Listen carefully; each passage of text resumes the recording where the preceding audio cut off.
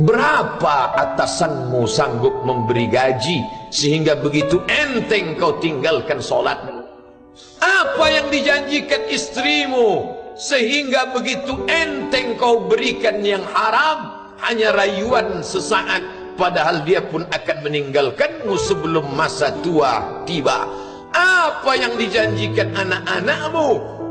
Ayah, kami akan menjagamu di hari tuamu nanti, maka berikan kami yang kami inginkan. Belikan kami rumah yang besar, belikan kami kendaraan yang mewah. Nanti setelah hari tua kami akan menjagamu, kata mereka. Tapi setelah kita tua, dosa-dosa begitu banyak terkumpul, mereka pun meninggalkan kita di panti jompo yang penuh dengan kesunyian, hening, sepi. Suara cucu tak terdengar menangis, karena mereka pun malu mengakui kita sebagai orang tua. Suapkanlah yang haram ke mulut mereka, berikanlah yang batil ke dalam perut mereka. Itu hanya akan menjadi azab di dunia sebelum hari kiamat tiba. Ish masyikta, hiduplah sesuka hatimu. Ish masyikta, apa yang mau kau makan, makanlah. Apa yang akan kau bekerjakan, kerjakanlah. Fa innaka mayyit, tapi ingat, kau akan menjadi mayat, kau akan mati. Semua akan diminta pertanggungjawaban di hadapan Allah Subhanahu wa ta'ala.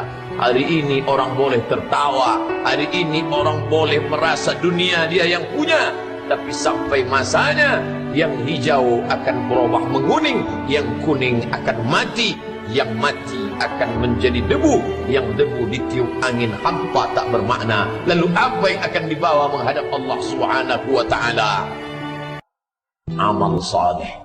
Kalau pernahlah mulut itu membaca sepotong dua potong ayat sebelum berangkat bekerja, kalau sempatlah masuk ke kamar mandi mengambil air wudhu, salat sunat duha sebelum berangkat bekerja, kalau sempatlah ketika duduk dalam suasana santai membuka iPad lalu dibuka Quran digital sambil melihat beberapa ayat merenungkan maknanya, mengingat mati, kalau sempatlah mulut mengucapkan subhanallah wa bihamdihi subhanallahil azim, kalau sempatlah anak istri dibawa ke masjid iktikaf mendengarkan pengajian, kalau sempatlah beberapa persen dari pendapatan itu dilimpahkan ke rumah anak yatim panti jompo masjid, kalau sempatlah beberapa meter tanah dibeli untuk pembebasan mendirikan rumah Allah, kalau sempat memberikan beberapa karpet untuk rumah yang selalu ditinggalkan, kalau sempatlah membelikan beberapa kilo beras untuk yatim piatu dan panti jompo,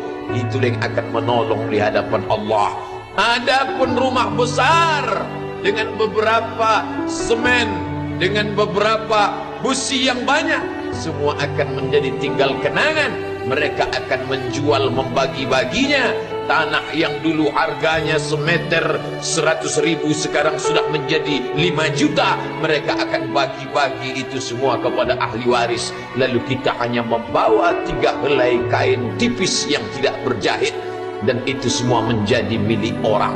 Kalau dulu mereka kita didik dengan pendidikan yang baik, di tengah malam mereka bangun menetes air matanya, lalu dia berdoa, Rabbighfirli wa liwalidayya warhamhuma kama rabbayani shaghira, seperti tetesan embun di tengah gurun Sahara yang panas.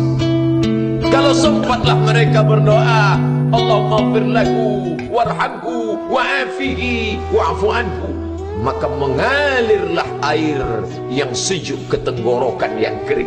Kalau sempatlah mereka membeli makanan, diundangnya anak yatim, diusapnya kepala, ya Allah, terimalah sedekahku ini untuk almarhum ayahku, almarhumah bundaku. Aku tak dapat membalas budi baik mereka, ya Allah, mereka sudah mendahului aku. Maka akan mengalirlah itu sebagai perlipur lara di tengah alam barzakh sementara kiamat tiba.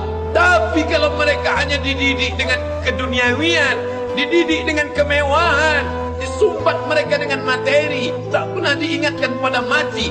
Ketika kita mati, mereka pun juga akan mati perasaan ingatannya. Paling celaka lagi, mereka mengingat kita dengan mengantarkan bunga, mereka mengingat kita dengan pakaian hitam, mereka mengingat kita dengan suara musik. Mereka mengingat kita dengan memajang foto kita besar-besar di dalam rumah, dan itu hanya menjadi penghalang rahmat Allah turun. Tidak berkesan sedikit pun. Mereka sedang menyangka kalau dinyanyikanlah lagu kesenangan kita, terobat rindu hatinya. Kalau dipajangnya foto kita, dilingkarkannya karangan bunga, puas rindunya. Padahal itu tidak membuat pengaruh apapun kepada kita di alam barzakh. Maka sayang, buatlah sayang yang mengingatkan sesudah mati. Kalau rindu, buatlah kerinduan yang membuat dia akan tetap mengalir sebagai satu amal sesudah kematian. Idza matal insan, kalau manusia mati, inqata'a. Dulu rajin membaca Quran, berhenti.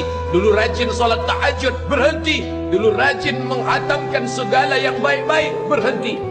Tapi ada yang tetap mengalir. Di antara yang mengalir itu adalah shadaqatun jariyah.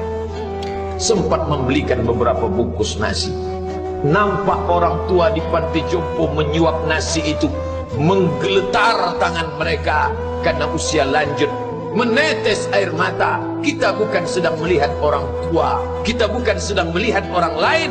Saat itu kita sedang melihat potret diri kita 30 tahun yang akan datang. Di mana aku 30 tahun akan datang? Surga, kenikmatan yang luar biasa, tapi dia tidak akan dimasuki oleh orang yang biasa-biasa. Solat biasa, baca Quran biasa, zikir biasa, untuk mendapatkan yang luar biasa, maka itu bukan perimbangan ibadah yang fair.